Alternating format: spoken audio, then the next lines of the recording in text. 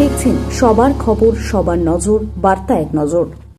ভোটের আগে রুটমার্চ বাঁশবেড়িয়াতে 2026 বিধানসভা নির্বাচনে দ্বিতীয় ও শেষ দফায় ভোট আগামী 29 এপ্রিল শান্তিপূর্ণভাবে ভোট করাতে নির্বাচন কমিশনের নির্দেশ মতো হুগলি জেলার গ্রামীণ পুলিশ ও মগরা থানার পুলিশ কেন্দ্রীয় বাহিনীকে সঙ্গে নিয়ে বাঁশবেড়িয়া এলাকায় বিভিন্ন জায়গায় রুটমার্চ করলেন, সেই ছবি ধরা পড়লো আমাদের ক্যামেরায়। जनसंपर्क अभियान करेंगे।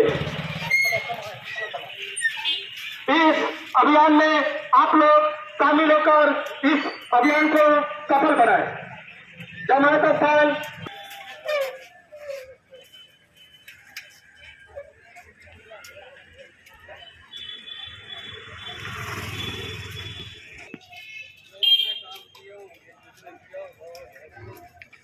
ठीक है, बाकी आगे जाओ। जनता के ऊपर